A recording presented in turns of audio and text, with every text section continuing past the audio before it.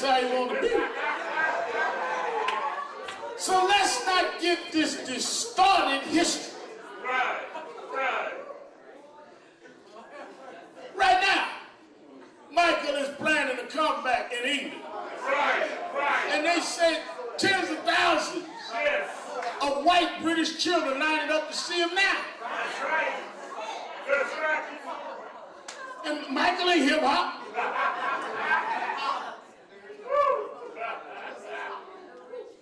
That is why, again, and I say it in love, we must correct the history so young people don't get confused.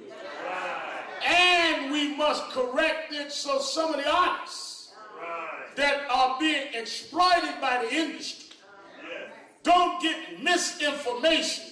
And when the industry uses them and finishes with them and throws them on the heap, they have nowhere to go because they were misinformed. I see that happen to too many artists where they end up disillusioned and broken because they went through their life misinformed. And then they end up broke and discarded because they can't make the companies no more money. And they become embittered. Where if in their prime they understood the context in which they will operate, they make different judgments.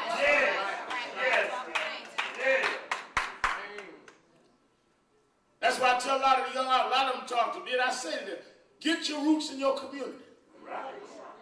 Where do you socialize? Where you go to church? Who's your pastor? Oh, God, well, then when you get in trouble, that might be why ain't nobody there to speak up for you. Because don't nobody know you. When you go to court, since all of y'all like having these cases, since y'all so thug and down and hard, the judge may ask you for some pillars in the community to stand up for you.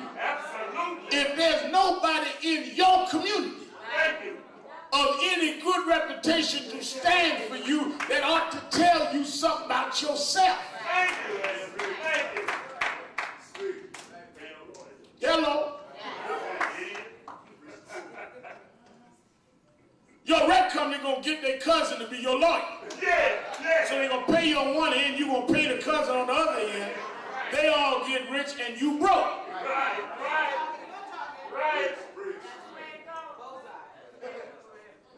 So I don't want to see as we develop. That's why I'm so happy what this brother wants to do with young black entrepreneurs. First of all, blacks can do more than entertain. So what he's talking about is absolutely right. We have blacks that can think in every area. And as he builds these up on the 4th Tuesday, they need to address the blacks with money in their generation as to doing business with them. Y'all like all these cars? Then rent them from one of your own generation folk in that business. Y'all like all this mess? Then deal with that in the business that's going to be in the hood you put in your video. Who is your lawyer? Who is your accountant? Hello?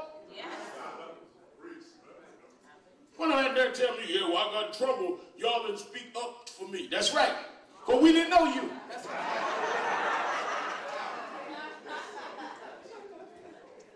What was we supposed to say? We ain't heard of you till you got in trouble. For that, you was on the air cussing us out. Then you wanted us to rise up and support you doing what? I tell y'all the other week, one of the artists, Daniels, was on the BT with me, debating me about the N-word. I told him, I said, I just disagree with its use. All of us have used it, but we really need to stop this. It's a matter of self-respect, a matter of not denigrating ourselves. I don't care what you say. I got freedom of speech. I said, that's not the issue. The issue is, you got the freedom to say it, I got the freedom to say I'm against it. Oh, he just had a fit. Nigga, nigga, nigga. Had a nigga fit right on BT.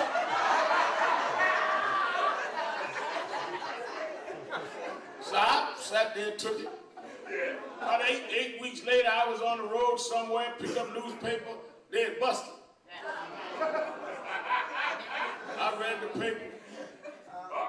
3 days later, Jasmine called me from here headquarters, and the artist was on the phone, wanted to talk to me. I said, well, connect them in to me. She connected him in. I said, how you doing? Hey, man. I said, what's up? He said, yeah, they busted me. I said, yeah, I read about it in the paper. I said, well, what do you want me to do? I need your help. I said, well, help you how? He said, they violated my civil rights.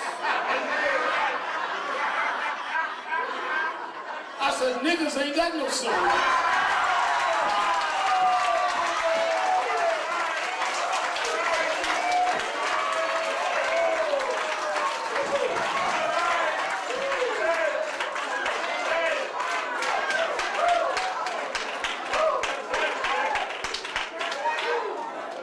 I mean, that's who you want to be. That's who you call yourself. How all of a sudden now you going to be a proud black man with rights?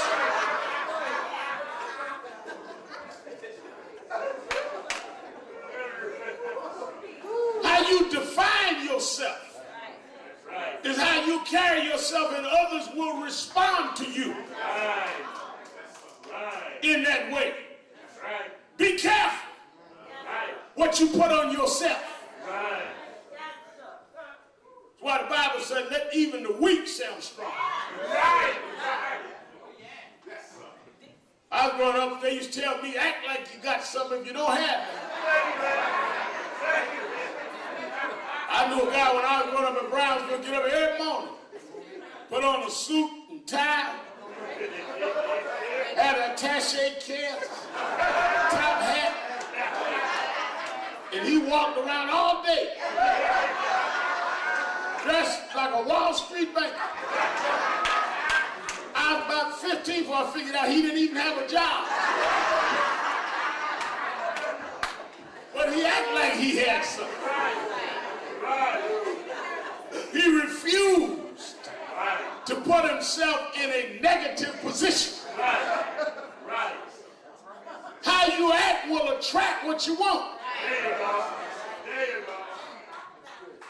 Act like you're trying to do something. I told a lady I knew yesterday in Augusta, when I went down to the funeral. I knew her when I was down there with James Brown. She done got all fat, out of shape, wig halfway lopsided, ain't took care of her dentures. I said, I'm talking about, oh, I'm all by myself. Well, who you think gonna come join this?